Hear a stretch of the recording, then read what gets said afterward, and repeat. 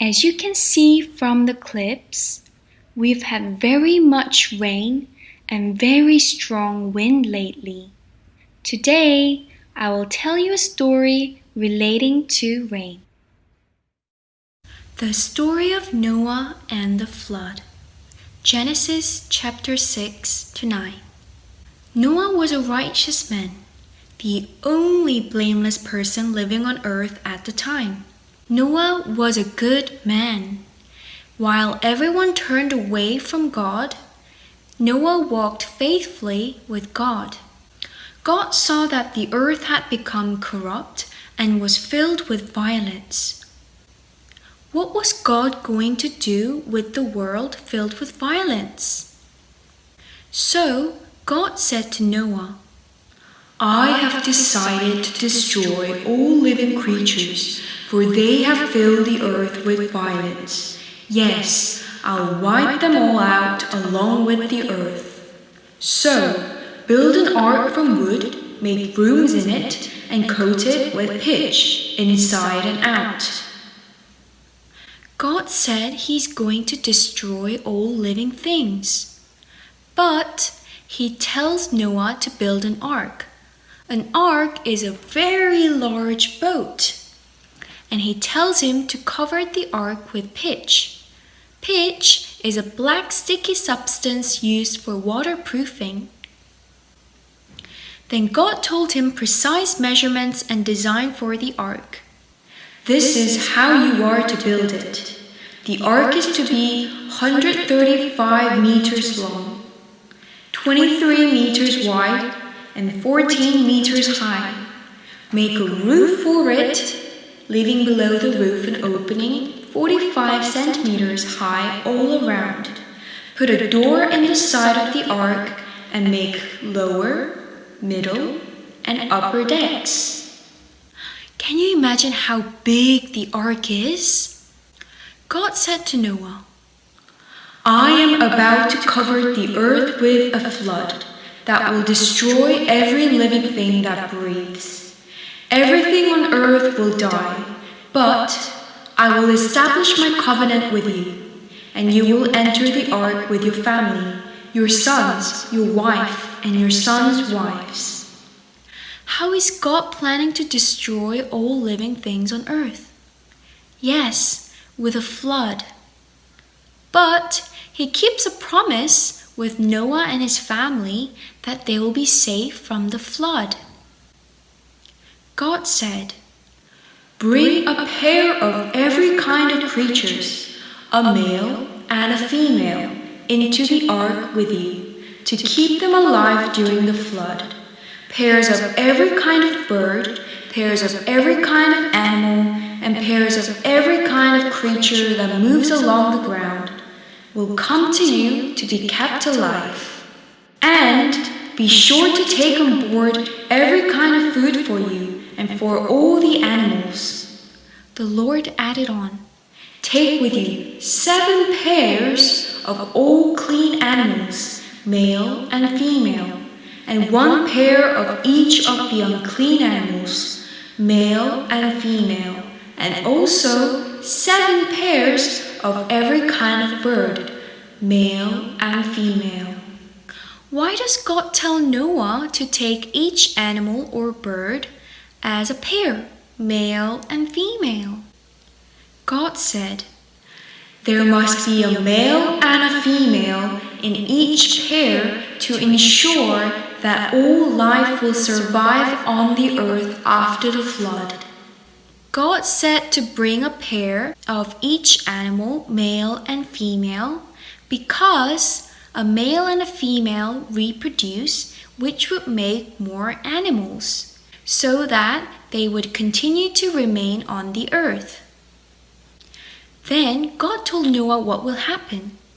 7 days from now, I will make the rains pour down on the earth, and it will rain for 40 days and 40 nights, until I have wiped from the earth all the living things I have created.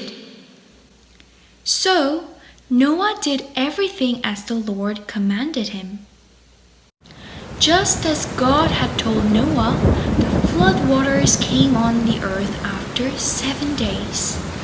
Noah was 600 years old when the flood covered the earth. All the underground waters erupted from the earth, and the rain fell in mighty torrents from the sky. The rain continued to fall for 40 days and 40 nights, just as God had told Noah.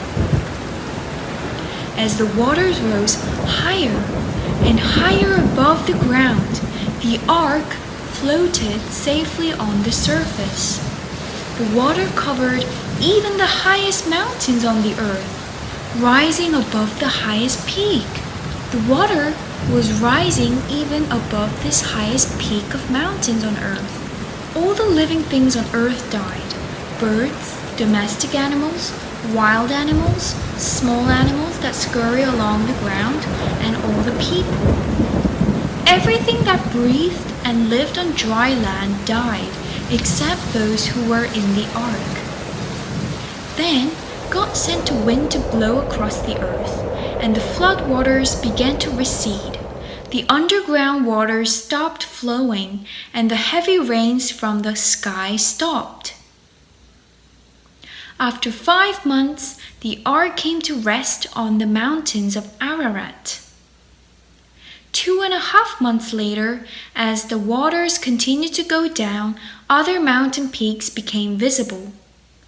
After another 40 days, Noah opened the window he had made in the ark and released a raven.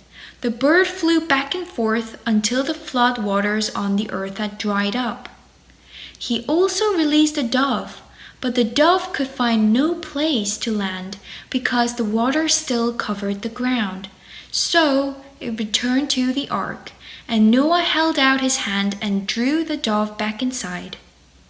After waiting another 7 days, Noah released the dove again. This time the dove returned to him in the evening with a fresh olive leaf in its beak. Then Noah knew that the flood waters were almost gone. He waited another 7 days and then released the dove again. This time it did not come back. By the time the flood waters had almost dried up, 10.5 months have passed since the flood began, and Noah was 601 years old. 2 more months went by, and the earth was finally dry. Then God said to Noah, "Leave the ark, all of you, release all the animals, so they can be fruitful and multiply throughout the earth." So Noah, his wife, and his sons and their wives left the ark, and all of the large and small animals and birds came out of the ark.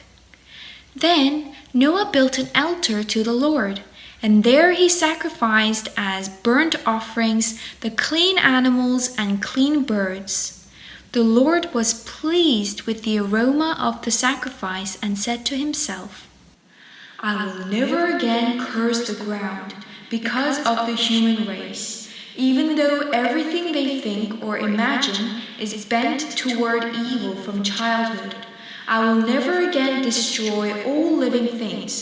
As long as the earth remains, there will be planting and harvest, cold and heat, summer and winter, day and night." God blessed Noah and his sons to be fruitful and have placed all the animals of the earth in their power. Every moving thing that lives was given to them for food. However, he warned them, "You shall not eat meat along with its life, that is, its blood, and I will require the blood of anyone who takes another person's life. If a wild animal kills a person, it must die, and anyone who murders a fellow human must die. If anyone takes a human life, that person's life will also be taken by human hands. For the image of God has God made mankind." Finally, God said, "I hereby confirm my covenant with you and your descendants, and with all the animals that were in the ark with you, and every living creature on earth. Never again will floodwaters kill all living creatures. Never again will a flood destroy the earth. And God set a rainbow in the clouds as a sign of his covenant that floodwaters will never again destroy all life. That was the end of the story. I hope you enjoyed it. Here's a quick quiz for you. How long did Noah, his family, and the animals stay in the ark? Leave the answer in the comment section below, and see you next time!